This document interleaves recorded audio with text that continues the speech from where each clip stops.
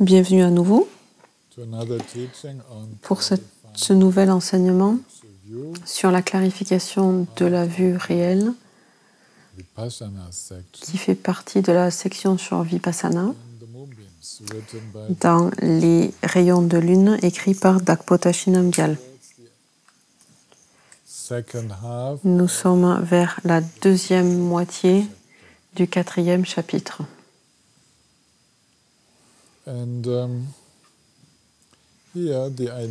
Et ici, l'idée de Dakpota Shinamgyal est de dire, voilà, maintenant qu'il a expliqué tout cela, toutes les leçons précédentes, qu'est-ce qu'on appelle la vue? Qu'est-ce qu'on appelle voir? La vue correcte, la vue réelle des Bouddhas, des éveillés. Et il commence en rassemblant beaucoup de citations qui disent toutes que le but de tout le chemin est de développer une certitude inébranlable et non fabriquée sur la nature de l'esprit et sur la réalité. Ou, en d'autres termes, de connaître l'incité, la façon dont sont les choses et la vie. Les choses et la vie telles qu'elles sont, la réalité. Donc ça, c'est le but, la certitude. On veut obtenir la certitude totale qui va très loin, très profond, tellement profond qu'elle n'est pas ébranlée par les expériences de la vie et de la mort, qu'elle n'est pas ébranlée par les déclencheurs émotionnels et qu'elle est toujours là. Et il dit que le simple fait de rester en suspension dans la non-conceptualité stagnante ne produit pas cette certitude. Il a déjà expliqué cela. Si on reste simplement, si on demeure simplement sans la conscience nécessaire, qui va nous amener en fait à la connaissance,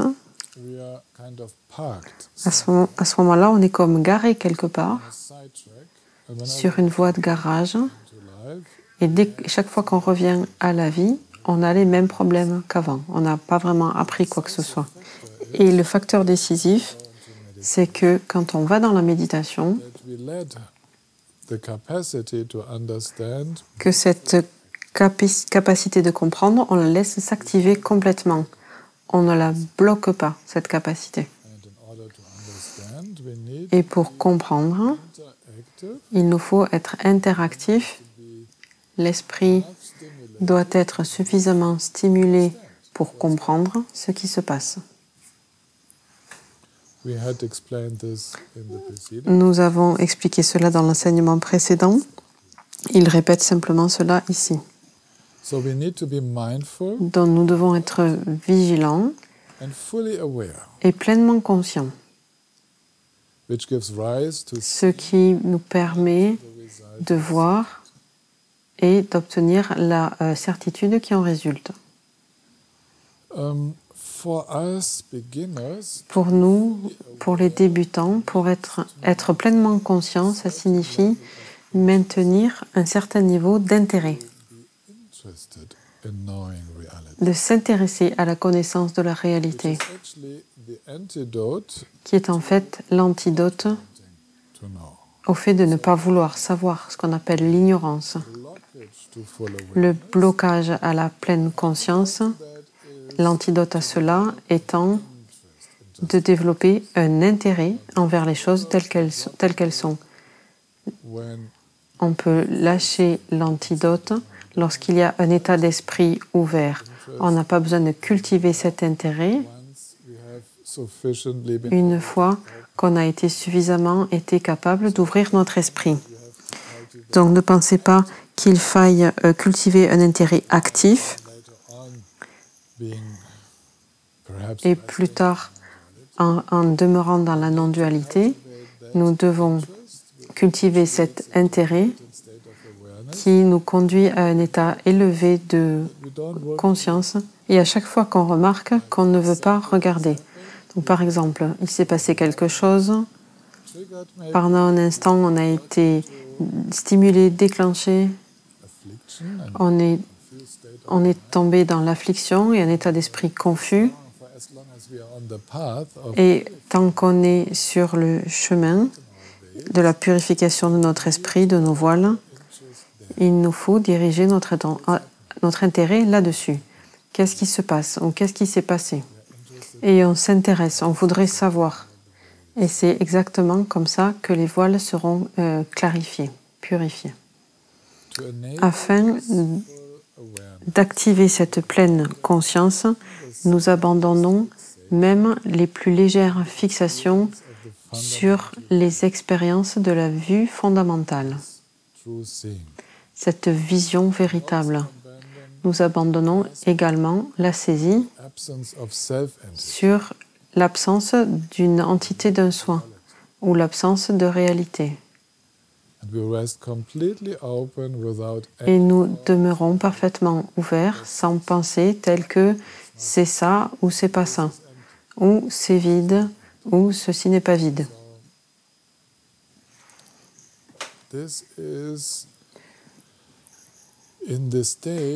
Donc c'est à cette étape-là que notre pratique du calme mental en vient à un discernement très très fin de la réalité.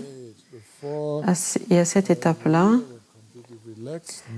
avant que la connaissance complète détendue soit présente, dans cette phase-là, on est très tenté de mettre des étiquettes sur notre expérience en disant voilà, c'est ci, c'est ça, ou on est enchanté de se dire oh, c'est vraiment vide. Comme d'avoir des confirmations de notre chemin. On peut être sûr d'une chose. À partir du moment où on a une affirmation, une confirmation comme ça qui s'élève dans notre esprit, on l'a perdu, ça c'est sûr. Et c'est pas du tout sûr qu'on était dedans juste avant. C'est plus probable que comme ce commentaire s'est élevé, ça voulait dire qu'on n'était pas dedans. Car la véritable expérience telle qu'elle est ne génère pas de commentaire, ne déclenche pas, ne provoque pas de fascination et de saisie. Donc si on observe une saisie comme celle-là, c'est bien de savoir que ce qu'on saisit n'était probablement pas encore ce qu'on recherche, parce que sinon il n'y aurait pas cette fixation.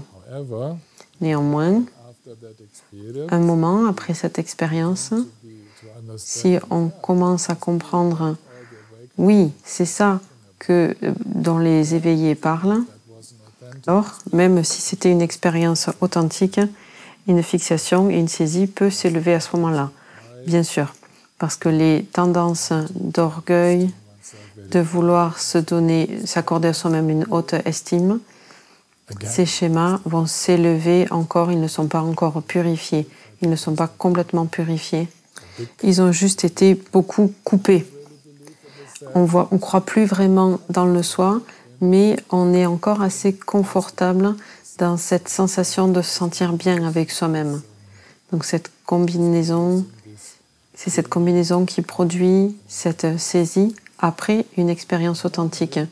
Mais normalement, la différence typique avec toute expérience qu'on appelle Nyam en tibétain, une expérience de méditation dualiste, il n'y a pas de fascination. On en fait l'expérience comme étant quelque chose de très normal. Et il y a peut-être simplement un étonnement sur le fait que c'est très normal. Vous vous rappelez du terme de conscience normale et ordinaire. On est étonné de voir à quel point cet éveil est normal et ordinaire. Cet étonnement est un signe très typique, après coup. Et puis, il y a aussi cette sensation de comparer avec tous les efforts qu'on a faits dans la méditation, dans la pratique, et de réaliser, cette fois, la vue, la vision véritable dont on parle s'est élevée sans le moindre effort. Personne ne l'a produit, personne n'a fait quoi que ce soit. Donc ça aussi, c'est une compréhension très étonnante et libératrice que la conscience, la connaissance s'élève dans la vision sans que personne n'ait produit la vue. Donc ça, c'est la façon naturelle d'être qui n'a pas été produite par qui que ce soit. Et elle ne dépend pas des circonstances.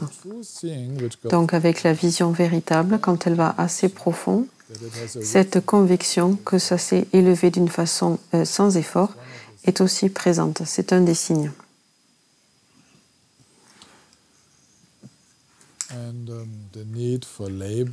Et le besoin de mettre des étiquettes, des noms, de conceptualiser ne s'élève pas. Et c'est pour ça que c'est vraiment libérateur. Parce que ces élaborations dont on parle, ces boucles supplémentaires de se confirmer à un soi, supposer que c'est ça, etc., ce n'est pas nécessaire. Tout ça, ça n'existe pas. Dans cette vision qui libère vraiment, ce qu'on appelle la vue juste, shamatha et vipassana sont présents tous les deux, dépourvus de toute saisie et de tout blocage.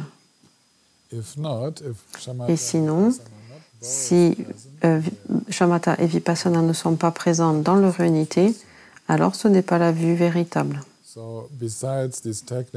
Donc, outre ces mots techniques, qu'est-ce que ça veut dire? Donc, ce n'est pas une vue, une vision agitée. Ce n'est pas une saisie fascinée. Il y a tout le calme de shamatha. Il y a la profondeur de la paix dont on fait l'expérience dans l'instant, sans contrôle, sans effort, sans artificialité. Et ce n'est pas seulement cette paix, mais c'est aussi une profonde connaissance. Et cette profonde connaissance est telle que, s'élevant de la connaissance, il y a une conviction et on peut la vérifier à l'avenir qu'on a maintenant compris le cœur du Dharma et que maintenant tous les enseignements du Dharma sont clairs, pas forcément jusque dans les moindres détails conceptuels, mais de quelle dimension le Dharma est enseigné, ça au moins c'est clair. Et c'est cette connaissance, sans effort, qui rend tout clair. Et c'est cet aspect de vipassana qui est dans cette expérience. C'est pour ça qu'on dit que shamatha et vipassana sont combinés.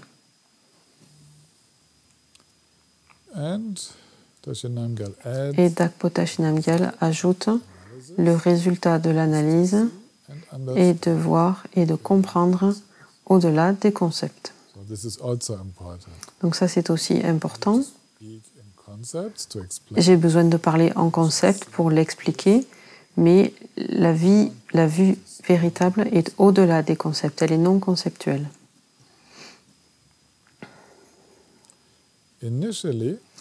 Au début,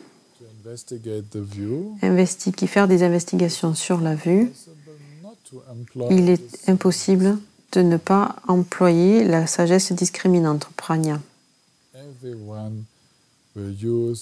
Tout le monde utilisera l'intellect afin de comprendre et utilisera des fines possibilités de différenciation pour explorer les expériences, tout ce qu'on appelle les facultés de prajna, de la sagesse discriminante. Aujourd'hui, j'ai apporté la prajnaparamita, la grande mère. On pourrait dire comme l'hôte inspirante de cette rencontre. Et prana, au début, c'est cette capacité à connaître, à différencier, etc. Elle est de plus en plus fine jusqu'à ce que prana elle-même devienne non conceptuelle. La véritable prana paramita. Cette sagesse et cette connaissance qui nous amène au-delà de l'océan de la souffrance. Donc, d'abord, on a besoin d'employer l'aspect qui nous amènera au-delà, donc cet aspect de la prana, et puis on laisse l'esprit se poser en lui-même dans l'incité, dans la nature vide de toute apparence. En fait, tout ça, ce sont des mots. Laisser l'esprit se poser dans l'incité. Ce que ces mots veulent dire, c'est qu'il n'y a rien à changer avec l'expérience. L'incité, c'est toujours l'incité de maintenant. On en a déjà parlé. Et la nature vide des phénomènes n'est pas quelque chose qui est présent conceptuellement dans l'esprit. En fait, l'expérience est une expérience de non-saisie.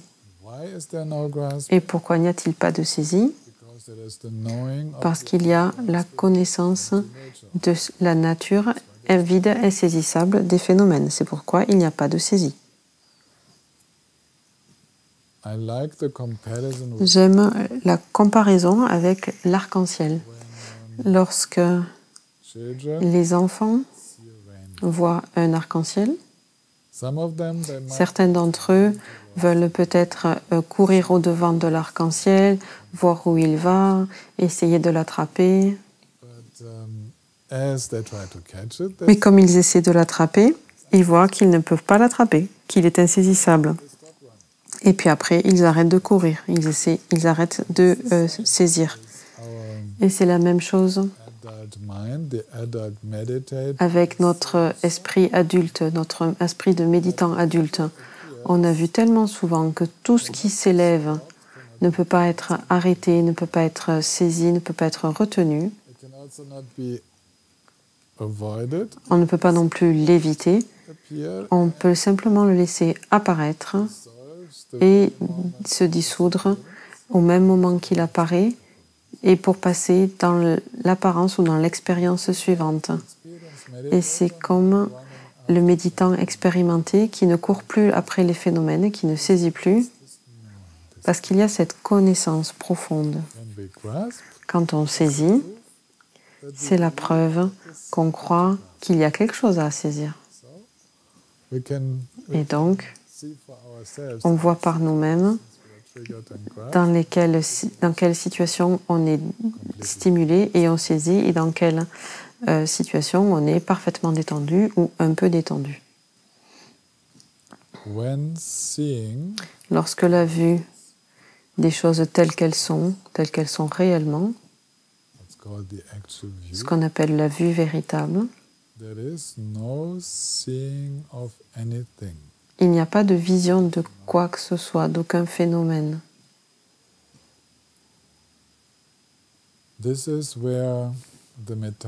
C'est là que la métaphore de la vision est difficile à comprendre pour un être ordinaire, parce que nous croyons que la vision nécessite des objets. Et chaque fois qu'il y a de la vision, il y a un je, un soi, qui voit quelque chose. Mais dans la vision intuitive des choses telles qu'elles sont, telles que sont les expériences de vie, il n'y a pas cet objet présent à un sujet. C'est une vision unifiée. Et afin de nous permettre de nous rapprocher de ça, les maîtres de méditation nous conseillent de sortir dans la nature parfois et de nous allonger sur le dos à un endroit, peut-être dans une prairie, sur une colline, ou en regardant le ciel, on ne voit aucun cadre, aucun arbre. On ne voit que le ciel. Et on ne regarde pas dans la direction du soleil, on regarde du côté plus sombre du ciel, où on n'est pas aveuglé. Et au bout d'un moment, quand on s'habitue à ça, on continue à regarder le ciel. Et ainsi, on fait l'expérience qu'il y a une vision sans objet. Parce qu'on ne peut pas objectifier le ciel. Il n'y a rien à quoi s'accrocher, aucune forme. Donc ça se rapproche du processus de la vision. Voir la luminosité, on peut dire, faire l'expérience de la luminosité fondamentale de l'esprit sans le moindre besoin d'un objet. C'est pourquoi, si souvent, quand on voit la nature de l'esprit ou voir l'esprit, est comparé au fait de voir le ciel. Donc, il n'y a pas une vision d'aucun phénomène. L'esprit, dépourvu de torpeur et d'agitation, l'esprit, il ne conçoit rien. Il n'y a pas d'idée, pas d'objet présent. Et il ne saisit rien.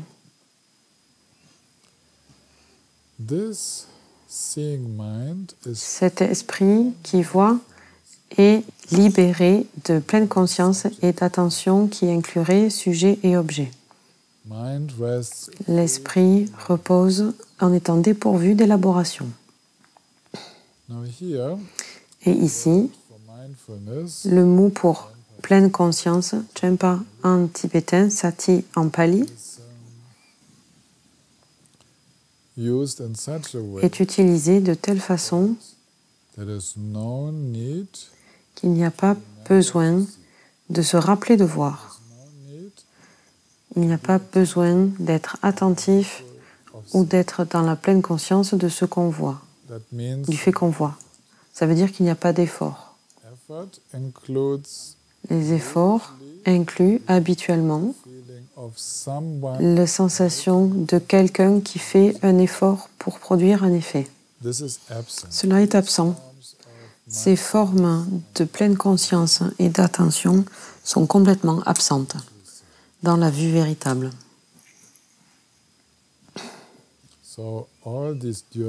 Donc, toutes ces formes dualistes de pleine conscience méditative ne sont plus utilisées, ne sont plus nécessaires. Et lorsque ici il est dit que l'esprit reste en étant libéré d'élaboration, cela signifie précisément dépourvu et libéré des élaborations d'un centre d'expérience. Il n'y a pas de construction d'un centre artificiel qu'on appellerait un moi. Je vois. C'est juste être conscient. En allemand, on dit gewahren, et en français, ça ne marche pas vraiment aussi bien. Et si on pouvait, on dirait consciencer, et cette conscience, ce consciencement se fait sans qu'on ait besoin d'en parler à qui que ce soit. C'est la nature de notre vie, de ce courant de conscience, c'est sa nature d'être conscient.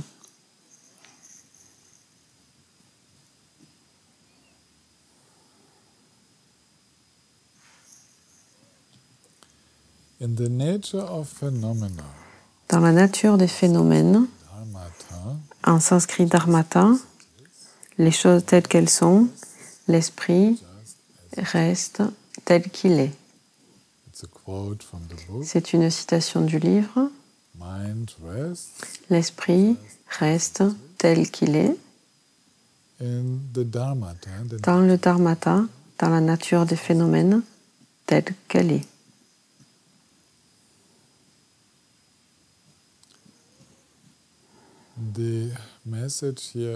Le message ici, c'est que la nature des phénomènes est identique à la nature de l'esprit. En fait, l'esprit reste dans la luminosité fondamentale qui permet à tous les phénomènes d'apparaître. Donc c'est aussi simple que ça. Et comme il n'y a plus de séparation entre l'esprit et autre chose, que tout est expérimenté comme étant esprit, alors l'esprit non saisissant reste dans la conscience de ce qu'on pourrait dire, de ce qu'on pourrait appeler être à la maison, être chez soi. Nul besoin d'aller nulle part, de contrôler, c'est juste être à la maison. Tout est nature de l'esprit. Lorsqu'un texte bouddhiste parle de phénomènes, les enseignants bouddhistes veulent parler de quelque chose qui est expérimenté dans l'esprit. Parce que rien n'est expérimenté comme étant à l'extérieur de l'esprit.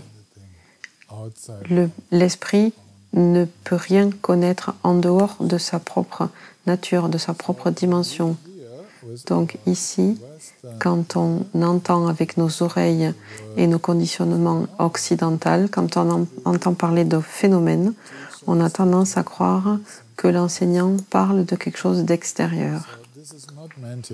Donc c'est pas ce qu'on veut dire ici. Il faut être très clair que les dharmas et la nature des dharmas, qu'on appelle dharmata, est la nature de l'expérience, des expériences. La nature des expériences étant telles qu'elles sont, l'esprit repose, reste dans cette incité. Pas besoin que l'esprit soit autre chose, parce que les phénomènes ont la même nature de l'esprit. On a de la difficulté à traduire cela, parce que c'est difficile de faire passer cette idée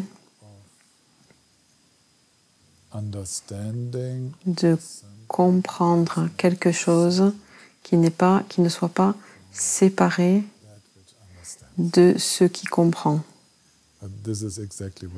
Mais c'est exactement ce dont on veut parler ici. Dans la sphère de tous les phénomènes, le Dharmadhatu, c'est-à-dire cette conscience spacieuse dans laquelle toutes les expériences s'élèvent, donc dans cette sphère, la simplicité complète, dépourvue d'élaboration, l'esprit demeure sans élaboration. C'est une autre phrase très similaire à la précédente. Dans la sphère dépourvue de toute élaboration, le Dharmadhatu, cette simplicité totale dans laquelle tout peut s'élever, l'esprit reste détendu, ouvert. Il s'installe là-dedans sans chercher quoi que ce soit, en étant dépourvu d'élaboration, sans complexité, sans avoir besoin de faire quoi que ce soit de supplémentaire. Rien, aucune complication, aucune projection.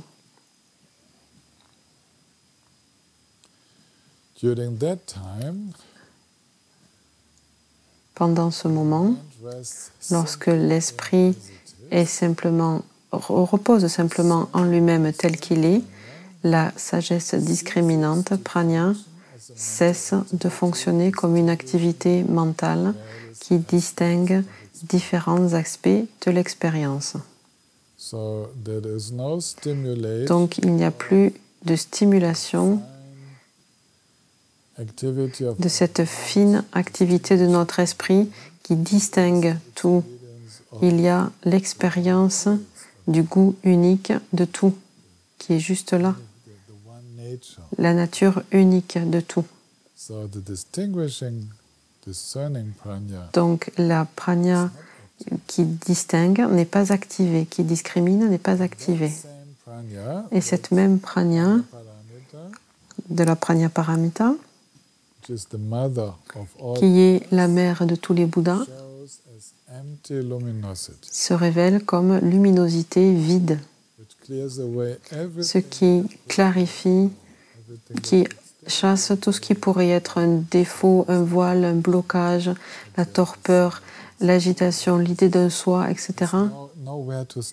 Il n'y a nulle part où rester. Si ça devait apparaître, ça n'aurait nulle part où demeurer. Lorsqu'on étudie cela, pour moi, c'était un lien très important parce que la plupart des traducteurs traduisent la prajna, Sherab en tibétain, comme la sagesse discriminante qui discerne. Et chaque fois qu'on a ce terme de discernant ou de discriminant associé à la sagesse, on se demande ce qui se passe avec cette sagesse, avec cette capacité discriminante de la sagesse.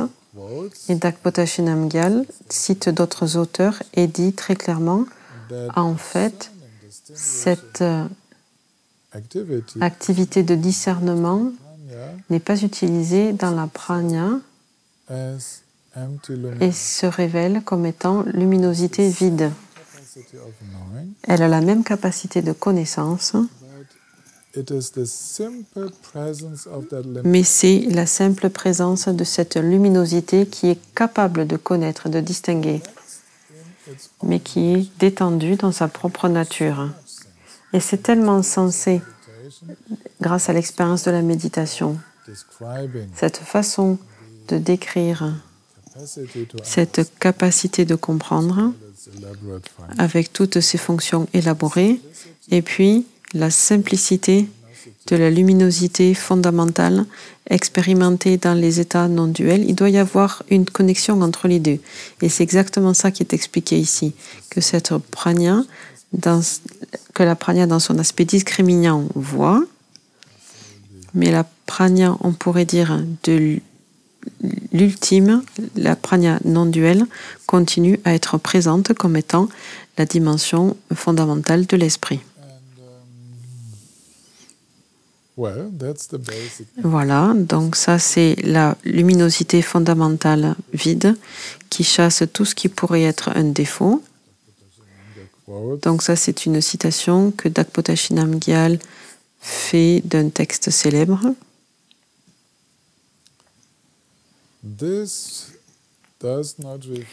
Et cela ne fait pas référence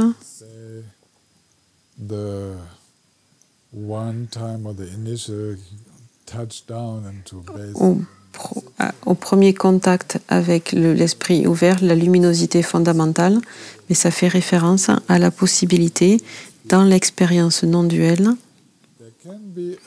qu'il y ait des tendances habituelles qui s'élèvent, de perception dualiste. Et si le méditant n'accorde pas d'attention à cela, ne met aucun intérêt dans cette saisie, dans cet attachement, alors il n'y a rien à faire. Et on peut dire que cette luminosité immédiatement purifie toute agitation et toute torpeur qui peut être encore en présence. Donc c'est un processus très fin de purification continue pour les pratiquants qui font l'expérience de cette nature non duelle.